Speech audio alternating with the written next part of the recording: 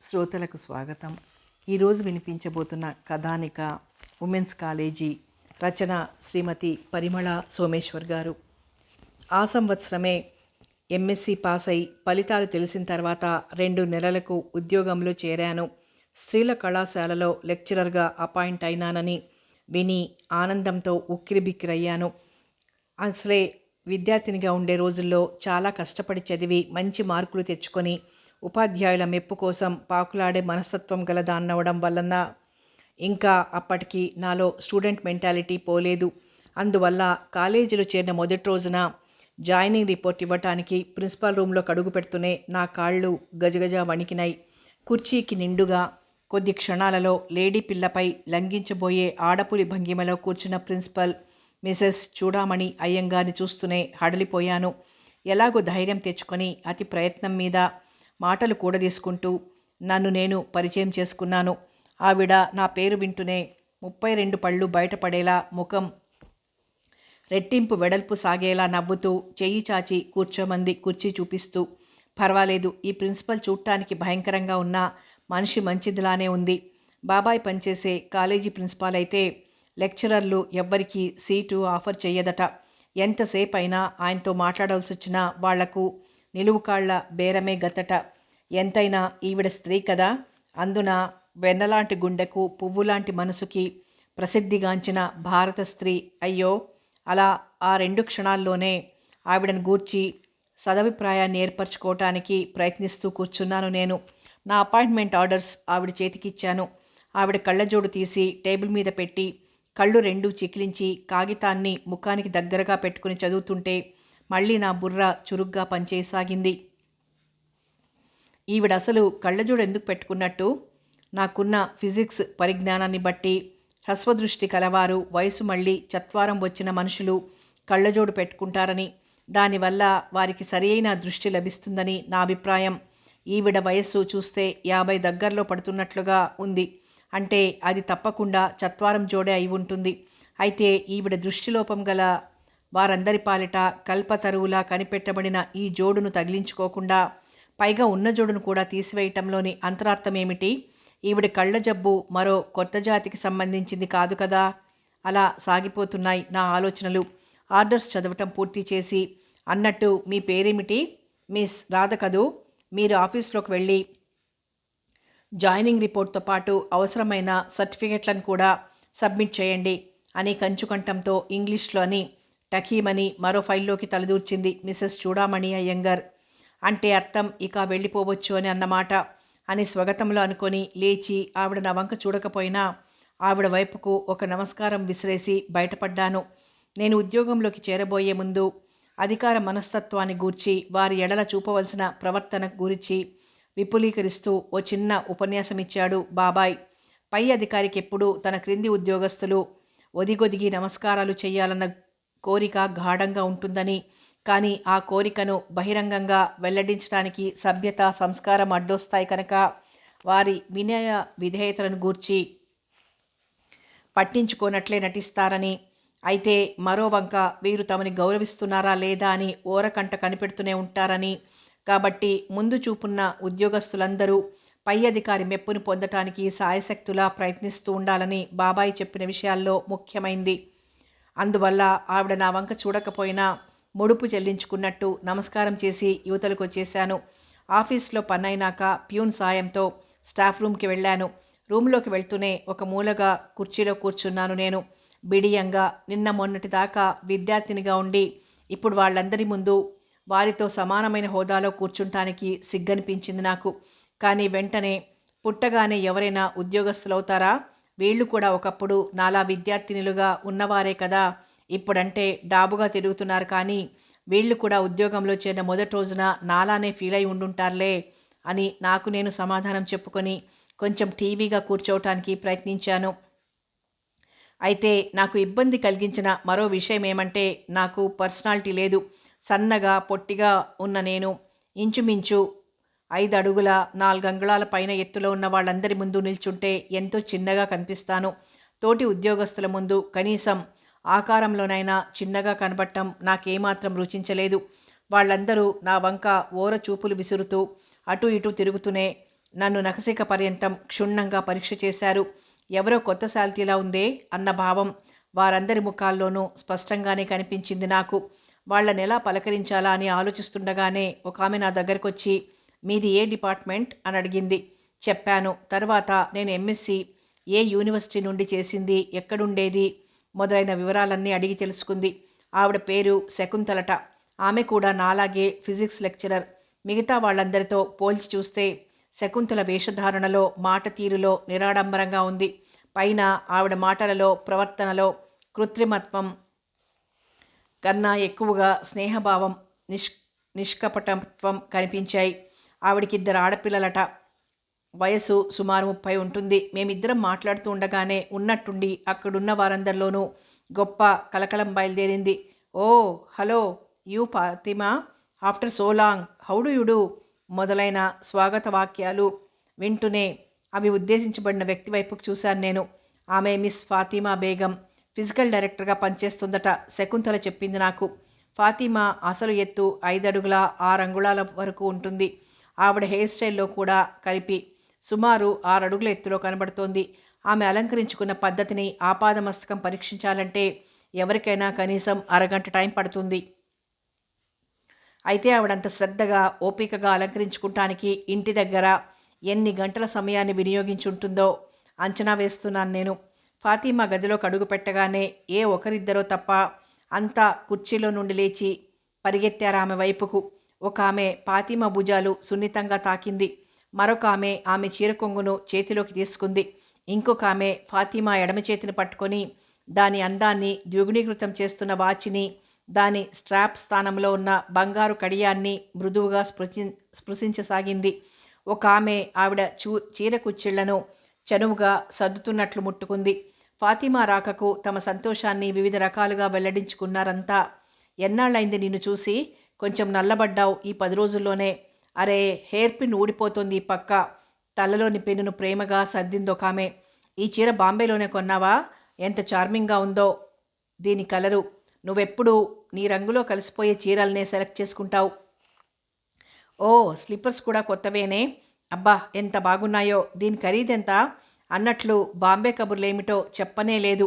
ఇలా ఆవిడను తమ ఆదరాభిమానాలతో ఉక్కిరిబిక్కిరి చేస్తుంటే ఫాతిమా అందంగా, సుతారంగా నవ్వుతూ మరింత టీవీగా, దర్పంగా నిల్చుని సమాధానమివ్వసాగింది.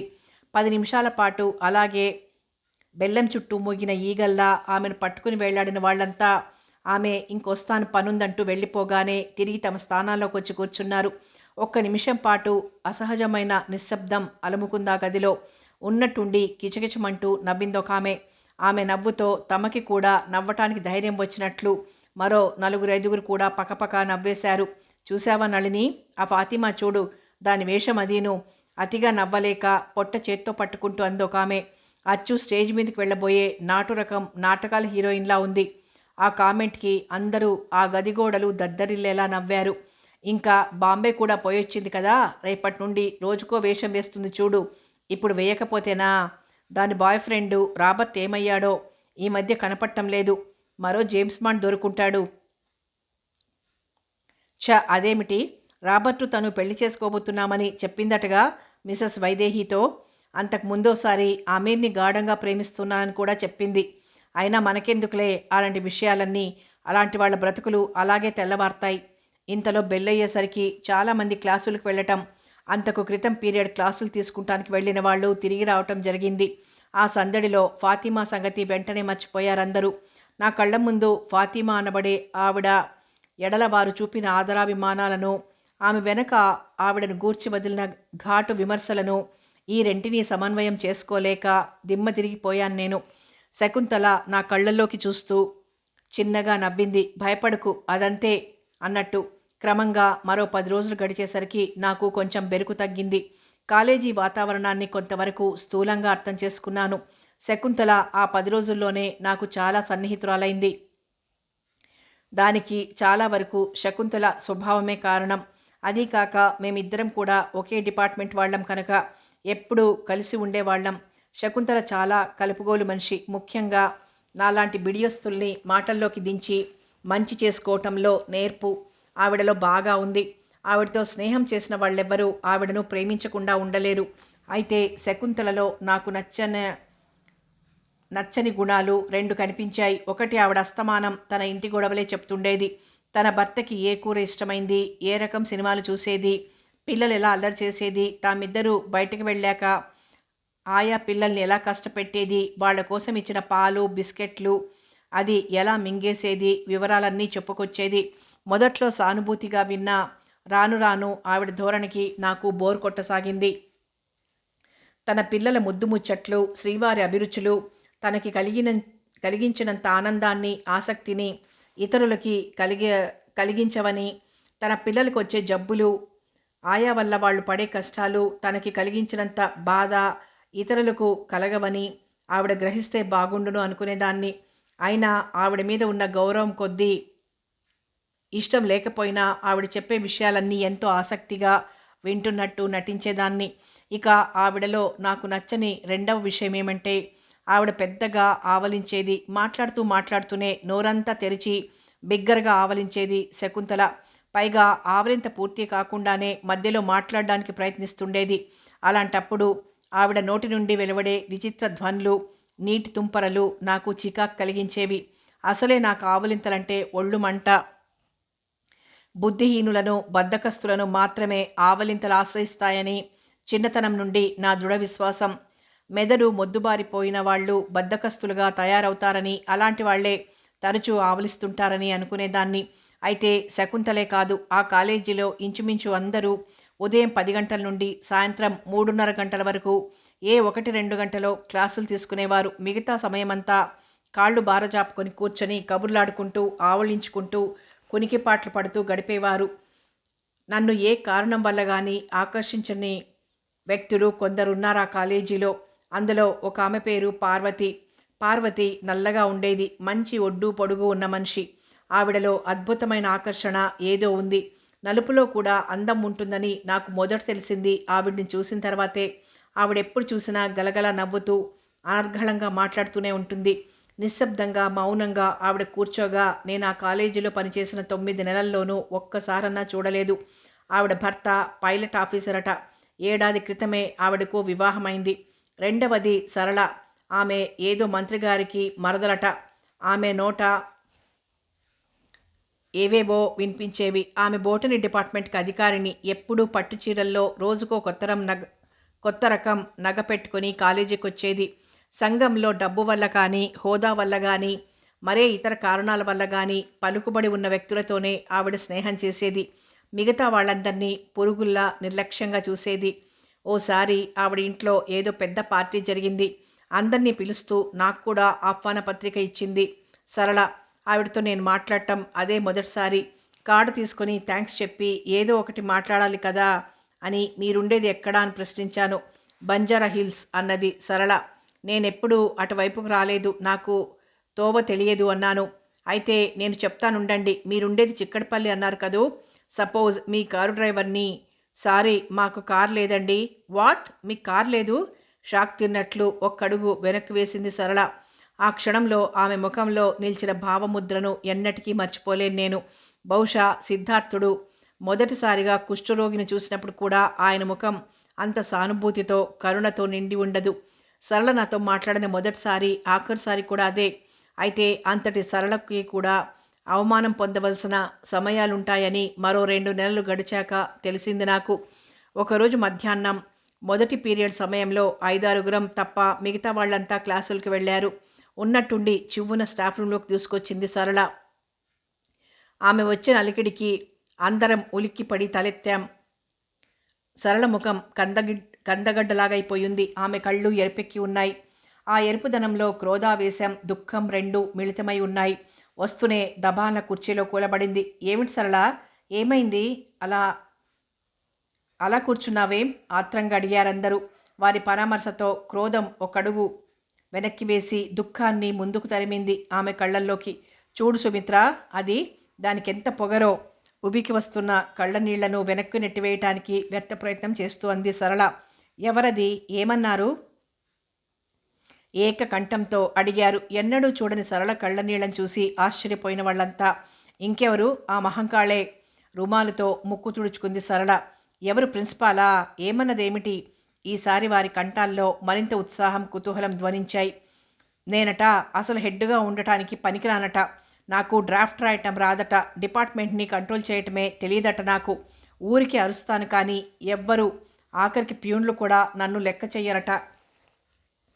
ఇవన్నీ ఆవిడకెవరు చెప్పారో అంటూ కన్నీరు కార్చేసింది సరళ. ఇక నిగ్రహించుకునే శక్తి లేక ఒక్క నిమిషం నిశ్శబ్దంగా ఉండిపోయారందరూ ఆమె ముఖంలోకే చూస్తూ. ఆమె ఏడవటం అయినాక ఒక ఆమె, ఊరుకో ఏడవకు, ఆవిడ స్వభావం మనకు తెలియదు గనకనా అంది. ఇంకొక ఆమె, మొన్నకి మొన్న నేను 5 నిమిషాలు ఆలస్యంగా వచ్చానని నిలబెట్టి ఎన్ని మాటలనందో.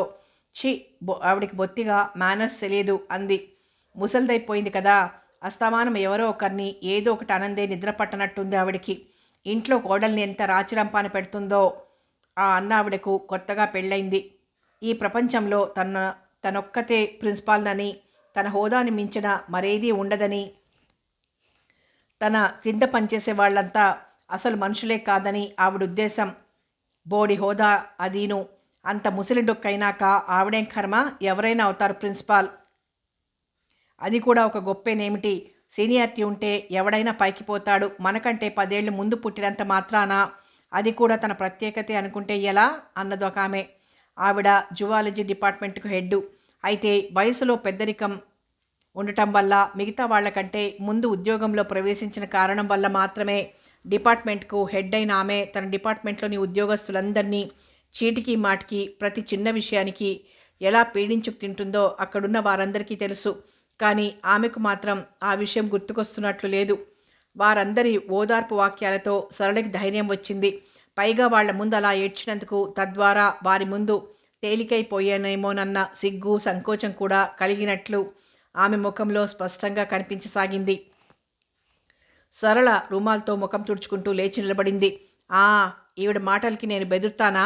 అన్నా 4 మాటలంటుంది తప్ప నన్నేం చేస్తుందేమిటి? అది కాదు, దీన్ని పుట్టించిన బ్రహ్మ కూడా నన్నేమీ చేయలేడు. కాన్ఫిడెన్షియల్ రిపోర్ట్ రాసి రోజులు కదా, కాస్త అదరగొడదామనుకుంటుందేమో జనాన్ని. కాబోలు ఈవిడికి బెదిరేదెవరు? మా బావ మినిస్టర్ అని ఈవిడికి తెలియదు కాబోలు. మా అన్నయ్య కూడా వచ్చే ఎన్నికలలో నిలబడుతున్నాడు. తలుచుకుంటే ఈవిడ ఉద్యోగాన్ని, ఈ కాలేజీని పీకేయించగలను నేను. తలెగరేస్తూ వెళ్ళిపోయింది సరళ అక్కడి నుండి. అందరూ ఆమె వెళ్ళిన వైపుకే నిశ్శబ్దంగా చూస్తూ ఉండిపోయారు కాసేపు. ఎంతగా సరళని పై వాక్యాలతో ఓదార్చినప్పటికీ ఆవిడకి జరిగిన అవమానానికి, ఇంకా చెప్పాలంటే గర్వభంగానికి వారంతా మనసారా సంతోషిస్తున్నట్లు వారి ముఖాలు చెప్పకనే చెప్తున్నాయి. కాసేపటికి బెల్లవటం, క్లాసులకు వెళ్ళిన వాళ్ళు తిరిగి రావటం, వాళ్ళు ఒక్కొక్కళ్ళే వస్తూనే సరళకి జరిగిన అవమానాన్ని విని ముఖమంతా సంతోషంతో నింపుకోవడం కూడా జరిగింది. పైకి మాత్రం, అరే సరళని కూడా అంత ఘాటుగా అందా ప్రిన్సిపాల్, నమ్మలేకుండా ఉన్నాను అన్నారు ప్రతి ఒక్కరూ. శకుంతల కూడా క్లాస్ నుండి వస్తూనే డస్టరు, అటెండెన్స్ రిజిస్టర్ టేబుల్ మీద పడేసి ఉసూరుమంటూ కుర్చీలో కూలబడింది. ఏం అట్లా ఉన్నారు, ఒంట్లో బాగాలేదా అని అడిగాను నేను. ఏం ఒళ్ళో ఏం పాడో రాదా, మా రెండో అమ్మాయికి నిన్నటి నుంచి బేదులు. 3 నెలల క్రితమే పళ్ళు రావటం మొదలెట్టినాయని చెప్పాను కదూ. మొదట క్రింద పళ్ళు 2 వచ్చి అలాగే ఉండిపోయినాయి. పెరగను లేదు, తరగను లేదు. మిగతా పళ్ళు కూడా రావటం మానేసినాయి. ఎందుకో ఏమో అర్థం కావటం లేదు. సరే, ఉన్నట్టుండి నిన్న 10 సార్లు బయటకు పోయింది. ఇవాళ ఉదయమే చూద్దును కదా, పై పళ్ళు 2 వస్తున్నట్లు కనిపించాయి. వేలు పెట్టి చూస్తే చిగురు గట్టిగా ఉంది. అందువల్ల పళ్ళ వల్లనే ఈ విరోచనాలని తేలిపోయింది. సరే, వాళ్ళ అవస్థలు కాక నా అవస్థ ఇంకా అధ్వాన్నంగా ఉంది. నేనేమో 2 పిల్లలు చాలంటే ఇంకా అబ్బాయి కావాలంటారు మా వారు. మా రెండో పిల్ల పుట్టినప్పుడే ఆపరేషన్ చేయించుకుంటానండి అంటే, ఇంకా పనివాళ్ల మీద పిల్లల్ని పడేసి ఈ అవస్థలు నేను పడలేనండి అంటూ ఎంతో మొత్తుకున్నాను. ఆయన వింటేనా? అబ్బాయి పుట్టకుండానే ఆపరేషన్ చేయించుకుంటే వాళ్ళ అమ్మ నాన్న తనని తిడతారట. వాళ్ళకి తనొక్కడే కొడుకు. తనకి కొడుకు పుట్టకపోతే తన వంశం తనతోనే ఆఖరవుతుందని ఆయన బాధ. పోన్లే, 3వ ఛాన్స్ చూద్దాంలే అని నేను ఒప్పుకున్నాను. అయినా నాకు తెలియకడుగుతానో రాదా? చదువుకుని అన్నీ తెలిసిన మనమే ఇలా మగపిల్లవాడేదో వంశోద్ధారకుడవుతాడని భావించటం తెలివి తక్కువతనం కాదు, ఫూలిష్ సెంటిమెంట్. అవునా కాదా? నువ్వే చెప్పు. సరే, మొదటి పిల్లలిద్దరూ ఎటు వెంటనే పుట్టారు కదా. ఈసారన్నా కాస్త పిల్లల మధ్య ఎడముందామని ఫ్యామిలీ ప్లానింగ్ మొదలెట్టాం. మా రెండోది పుట్టిన దగ్గర నుండి మాత్రలు మింగుతున్నాను.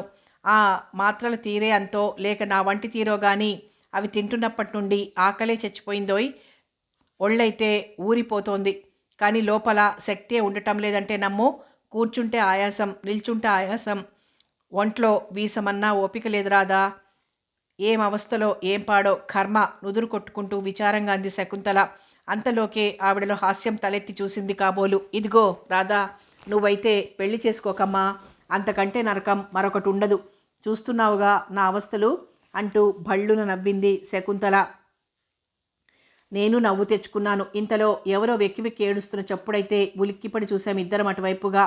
పార్వతి ఏడుస్తోంది. నాకెంతో ఆశ్చర్యం కలిగింది. ఎన్నడూ చిరునవ్వు చెరగని ముఖంతో కళకళలాడుతుండే పార్వతి ఎందుకు ఏడుస్తోంది? శకుంతల చటుక్కుని లేచి అక్కడికి వెళ్ళింది. 10 నిమిషాల పాటు ఆశాంతం ఆమె కథ విని తిరిగొచ్చింది శకుంతల. వెంటనే నాకు చెప్తే వాళ్ళు చూసి ఏమైనా అనుకుంటారని ఏదో పుస్తకం తెరిచి చూస్తూ కూర్చుండిపోయింది. కానీ 2 నిమిషాల కంటే ఎక్కువసేపు ఓపిక పట్టలేకపోయింది శకుంతల. బల్ల మీదికి వంగి నాతో గుసగుసగా చెప్పింది. పార్వతిని రాత్రి మొగుడు కొట్టాడట. ఏమిటి?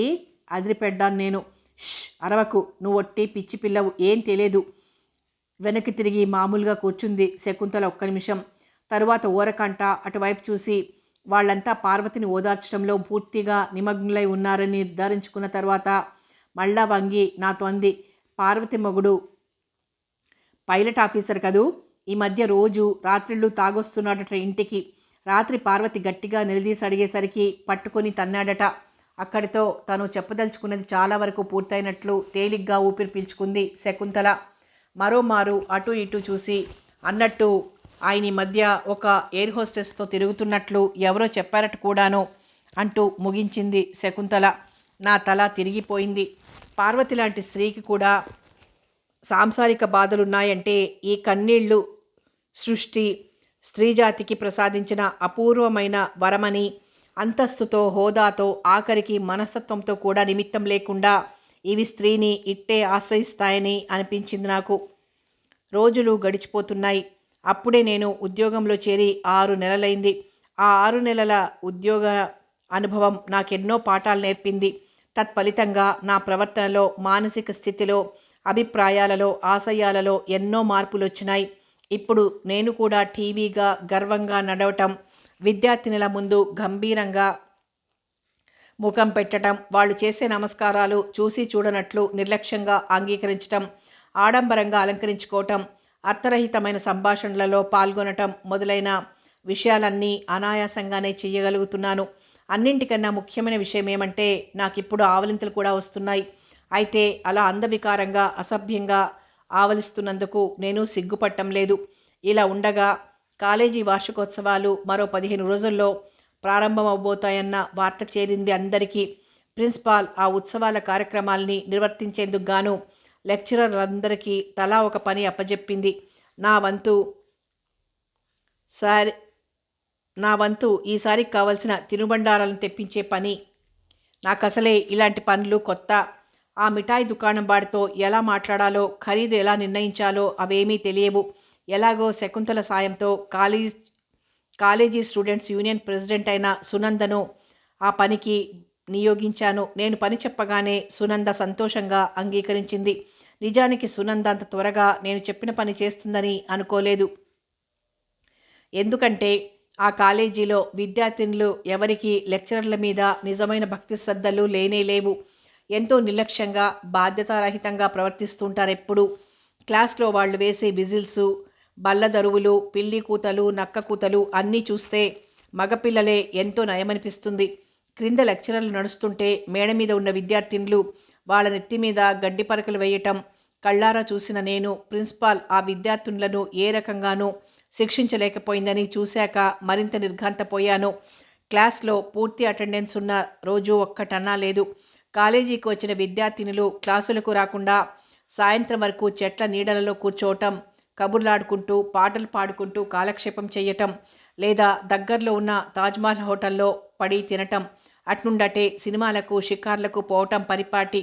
అలాంటి వాళ్ల చేత ఏమన్నా పని చేయించుకోవాలంటే ముందుగా వాళ్ళకి ఏవేవో మంచి మాటలు చెప్పి మచ్చిక చేసుకోవాలి. అలాంటి లౌక్యం లేని నా బోటి వాళ్ళు పరువు నిలబెట్టుకోవాలంటే వాళ్లకు దూరంగా ఉండటమే మంచిది. సరే, సునంద మిఠాయి దుకాణం వాడితో చెప్పి కావలసిన ఏర్పాట్లన్నీ చేసుకొచ్చింది. నేను వివరాలు అడగసాగాను. స్వీట్ అసలు ఖరీదు కిలో 12 రూపాయలు. బిల్లు 14కి రాసిస్తానన్నాడు. 15కి ఇవ్వమని ఎంతగా అడిగినా లాభం లేదన్నాడు రాస్కెల్ అంది సునంద. అదేమిటి, ఎంతకిచ్చాడో అంతకే బిల్లు ఇవ్వమను, ఎక్కువ ఖరీదుకు రాసివ్వమని అడగటం ఎందుకు అన్నాను నేను. సునంద కళ్ళెత్తి చిత్రంగా చూసింది నా వంక. ఇంకా నయం, ఇప్పటికే చచ్చే లాస్ మనకి అని నేనేడుస్తుంటే మీరు అలాగంటారేమిటి మేడం? ఆ వచ్చే లాభంలో ముగ్గురికి 3 రూపాయలు వస్తాయి కదా అని నేనాశపడితే వాడలా చేశాడు అంది సునంద. ఎవరా ముగ్గురు అన్నాను.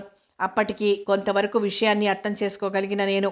ఇంకెవరు, ప్రిన్సిపాల్, మీరు, నేను అంటూ నవ్వింది సునంద. మీరు ఈ ఏడే కొత్తగా చేరారు కదూ, ఏం అనుభవం లేనట్లుంది అంటూ జాలిపడింది నా మీద. మన ప్రిన్సిపాల్కి ఇలాంటి బుద్ధులున్నాయా పైకనేశాను దాచుకోలేక.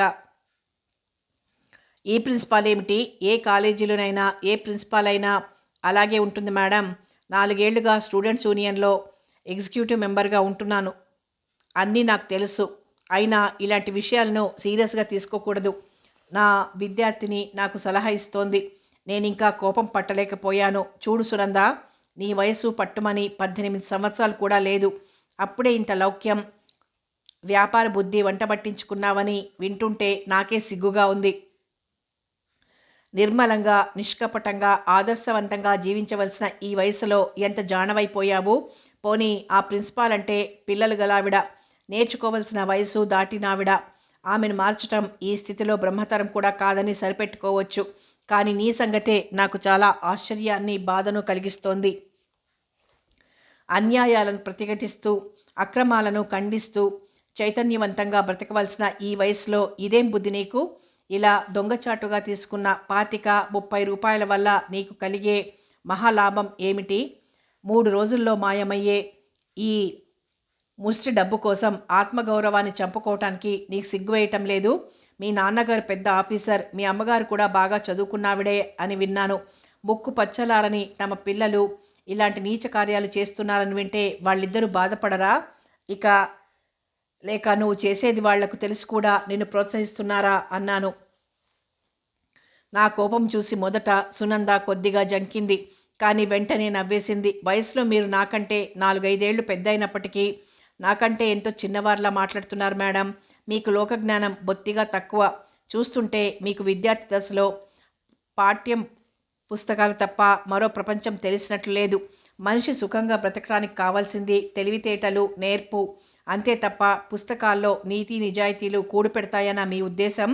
అలాంటి ఆదర్శాలన్నీ చదివి అవతల పారేసేందుకు కర్మకాలి మీలా ఉపాధ్యాయ వృత్తిలో చేరితే మరో నలుగురికి చిలక పలుకుల్లా చెప్పేంతవరకే వాటి ప్రయోజనం. నిజ జీవితంలో వాటిని అమలుపరచాలంటే ఎన్నో ప్రమాదాలకు గురి కావాల్సి వస్తుంది. లోకం దృష్టిలో చవటలా చలామణి అయ్యే దుస్థితి సంభవిస్తుంది. ఇప్పుడు నేను నిజాయితీగా ఉండి రూపాయి వాటా తీసుకోకపోయినా మీరు కూడా ముట్టుకోనని పట్టుబట్టిన ప్రిన్సిపల్ ఊరుకుంటుందా? ఆ 3 రూపాయలు ఆవిడే తినేస్తుంది. అంటే ఈ రకంగా ఆవిడతో సహకరించడం ద్వారా ఆవిడ పాపభారాన్ని కొంత మనం తీసేస్తున్నామన్నమాట అంది. ఇంకా ఆమెతో మాట్లాడటానికే అసహ్యం వేసింది నాకు. ఆ విష వలయాన్నుండి బయటపడేందుకు గాను మర్నాటి నుండి వరుసగా 4 రోజులు వార్షికోత్సవాలు అయిపోయే వరకు సిక్ లీవ్ పెట్టి ఇంట్లో కూర్చున్నాను నేను. నన్ను కదిలించిన మరో సంఘటన, నేను ఆ కాలేజీ నుండి మరో 10 రోజులకు వెళ్ళిపోతారనంగా జరిగింది. స్టాఫ్ రూమ్లో కూర్చొని నేనేదో చదువుకుంటున్నాను ఒక మూలంగా. రూమ్కి ఆ చివరన నాకు చాలా దూరంలో నీరజ, కమల కూర్చొని మెల్లగా మాట్లాడుకుంటున్నారు. మిగతా వాళ్ళంతా క్లాసులకు వెళ్ళిపోయారు. ఉన్నట్టుండి కమల, అతను ఇప్పుడు ఏం చేస్తుంటాడో అనటం వినిపించి ఉలిక్కిపడ్డాను. నీరజ ఈ పాటికి ఇంగ్లాండ్ చేరుకునే ఉంటాడు కదూ అంది. అవును, వెళ్ళగానే ఉత్తరం రాస్తాడుగా. ఎవరికి? నాకెందుకు రాస్తాడు? నేనేవన్న అతనికి? చక్కగా పెళ్ళాం పిల్లలతో కులాసాగా గడిపేవాడికి నేను గుర్తుకొస్తానా? ఏదో మేనమామ కూతుర్ని కదా అన్న అభిమానంతో ఓ కార్డు ముక్క పడేస్తాడేమో. అదైనా నా పేర రాస్తాడన్న నమ్మకం అయితే నాకు లేదు. కమల కంఠం వణికింది చిన్నగా. కొద్ది క్షణాలు నిశ్శబ్దం. ఊరుకో, ఏడవకు. ఈ జన్మలో ఎంత చేసుకున్నామో అంతే అనుభవిస్తాం. అందని విషయాల కోసం బెంగ పెట్టుకోవటం మన తెలివి తక్కువనే సూచిస్తుంది. నీరజ అనునయంగా అంటోంది. కమల సన్నగా ఏడుస్తున్న శబ్దం విన్నాక ఇంకా పుస్తకం మీదకి దృష్టి పోలేదు నాకు. వాళ్ళ సంభాషణను బట్టి కమల తన బావను ప్రేమిస్తోందని, అతనికి అదివరకే పెళ్ళైపోయిందని అర్థమైంది నాకు. ఆమె బావ ఒక ప్రఖ్యాత జర్నలిస్టు. ఆ సంగతి కాలేజీలో చేరిన కొద్ది రోజుల్లోనే తెలిసింది నాకు. కమల వయసు 30 పైనే ఉంటుంది. ఆమె మధ్యతరగతి కుటుంబానికి చెందిన స్త్రీ. తండ్రి లేడు. ఆమె ఇంటికి పెద్ద సంతానం. మిగతా పిల్లలందరినీ కమలే చదివిస్తోంది. ఈ విషయాలన్నీ దృష్టిలో ఉంచుకొని ఇప్పటి వాళ్ళ సంభాషణ వింటుంటే నా మనసు అదోలాగైపోయింది. కమల లాంటి స్త్రీలు ఆంధ్రదేశంలో వేల కొలది ఉన్నారు. పూలు కాయలు లేకుండానే ఎండిపోయే మానులు వాళ్ళంతాను. సతీ సహగమనం, కన్యాశుల్కం, బాల్య వివాహాలు, వరకట్నం, కులమత వ్యవస్థ మొదలుగా గల సాంఘిక దురాచారాలు అనాదిగా భారత స్త్రీని ఏదో ఒక రూపంలో చిత్రహింస చేస్తూనే వస్తున్నాయి. ఈ సృష్టిలో అనంతము శాశ్వతము అయిన విషయాల్లో స్త్రీలు కార్చే కన్నీరు కూడా ఒకటి. కొద్ది రోజుల తర్వాత నాకు ఆ కాలేజీ నుండి ట్రాన్స్ఫర్ అయింది. ట్రాన్స్ఫర్ ఆర్డర్స్ చూస్తూనే నాకు కంగారుతో పాటు ఆ కాలేజీని విడిచి వెళ్ళవలసి వచ్చినందుకు దిగులు కూడా వేసింది. ఆ కాలేజీలో పనిచేసిన 9 నెలల్లోనూ నేను సహించలేని విషయాలు, అసహించుకునే సంఘటనలు ఎన్నో జరిగిన మాట వాస్తవమే. అయినా ఆ కాలేజీ అంటే నాకు ఏదో చెప్పలేని మమకారం ఏర్పడిపోయింది. ఒక స్త్రీ తన తొలి సంతానాన్ని, రచయిత తన తొలి రచనను ప్రేమించినట్లుగా ఉద్యోగి కూడా తొలిసారిగా తను పనిచేసిన సంస్థను కూడా అలాగే ప్రేమిస్తాడు కాబోలు. ముఖ్యంగా ఆ కాలేజీ స్టాఫ్ నా కోసం ఏర్పాటు చేసిన వీడ్కోలు విందు సందర్భంలో నాకు కన్నీరాగలేదు. ఆ సమయంలో అక్కడ కూర్చున్న స్త్రీలంతా నా కంటికి ఎంతో అమాయకులుగా, మంచివాళ్లుగా కనబడ్డారు. వాళ్లలోని ఏ బలహీనతలను నేను అసహించుకున్నానో అవన్నీ ఎంతో తృణప్రాయంగా కనిపించాయి. అప్పుడు డబ్బు కోసం కక్కుర్తిపడే ప్రిన్సిపాలు, అధికార గర్వంతో విర్రవీగే సరళ, ఆధునిక నాగరికతలోని విశృంఖలతకు లొంగిపోయిన ఫాతిమా, సాంసారిక సమస్యలతో తల్లడిల్లిపోయే శకుంతల, భర్త ప్రేమకు దూరమైన పార్వతి, జీవితంలో వసంతానికి నోచుకొని కమల అందరూ నా కంటికి ఒక్కలాగానే కనిపించారు. ఆ సమయంలో వివిధ రూపాల్లో కనిపిస్తున్న వారందరిలోనూ ఉన్న స్త్రీ ఒకటే. ఏ దేశంలో ఉన్నా, ఎలాంటి హోదాలో ఉన్నా అసూయ, అహంభావం, కన్నీళ్లు, గుండె జబ్బులు, కలహప్రియత్వం, అధికార దాహం, అమాయకత్వం, అజ్ఞానం ఇవన్నీ స్త్రీని జీవితాంతం అంటిపెట్టుకుని ఉండే గుణాలని అర్థమైంది నాకు. బరువెక్కిన హృదయంతో వారందరూ ఎంతో హృదయపూర్వకంగా అందించిన శుభాకాంక్షలను, కన్నీటితో తడిసిన బైబైలను స్వీకరించి ఆ కాలేజీ నుండి వచ్చేశాను నేను. సమాప్తం. ఉమెన్స్ కాలేజీ కథానిక సమాప్తం. మరో మంచి కథతో మళ్ళీ కలుసుకుందాం.